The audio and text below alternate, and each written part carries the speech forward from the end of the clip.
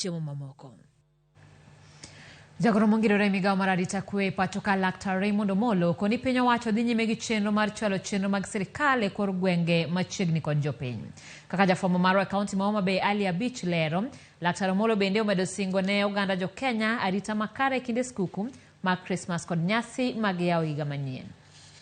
Jagoro ma ongirore migao mar arita kwe pacho ka Dr. Raymond Omollo manotimo limbe mare mar tich e kaunti ma Homa Bay okone sirkal oyikore mar chwalo chenro ma opogore machiegni kod jopiny e kor gwenge ma giwuoke mar tieko chandruok ma jopiny osebedo ka neno e kinde ma gilawo chenro mag sirkal kuonde maboyo kodgi. Laktar Omollo ne oloso bang' yawo ayanga ofise ariyo mag Assistant County Commissioner e Division Masego East kod mano Masego West ma omuonyo omenda mar sirkal maromo $30 million.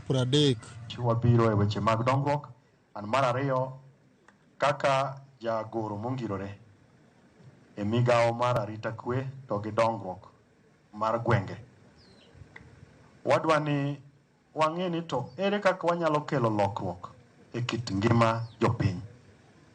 An yo achiel mar kelo dongruok kata kelo lokruok e kit ngima jopiny en timo gik machalo kaka mokelo wa kawuono ni wayawo ofis ma jopiny bro yude ang'owa services. Ne okone sirkal ma jatend piny Laktar William Ruto dhi nyime gi chwalo chenro mag dongruok e konde te ma pacho ka mageto loko ngima jopiny kama bende ne omedo singo ne oganda jo Kenya arita makare kinde nyasi mag Christmas kod mar yawo higa manyien. As we celebrate and as we make merry with our families and friends, it is our collective responsibility that we ensure that we are doing that in a secure manner without making it difficult for everybody else to go about their business.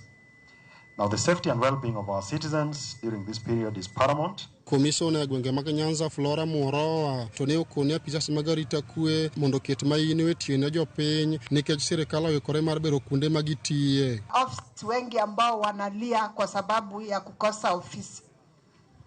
Mimi huwa nina furaha sana nikiona officers wangu wamepata mahali pazuri pa kufanyia kazi. Kwa sababu hiyo inawapatia moral, wanaweza kufanya kazi vizuri. Kitu ambacho ningependa kusema kwa wale ambao wamejengewa ofisi nzuri, shukrani yenu ni kufanya kazi nzuri pia kwa wananchi. Isije ikawa tuko hapa siku ya leo kusherekea, lakini wananchi wakija hapa hawapati huduma. Jotelo mano yuoro e kinde nyasi no kamoting'o jaod bura ma Homa Bay Town Peter Kaluma ne okoni apise mano yawo go biro konyo jopiny ma osebedo ka lawo chenro mag sirkal kuonde maboyo kodgi. I requested PS Omollo. At that time, we had only 2 divisions covering the entire constituency. But I said we had divisions by name.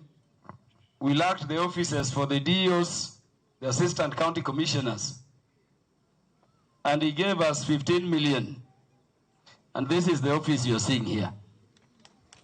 It is also the office you are seeing in Kabunde.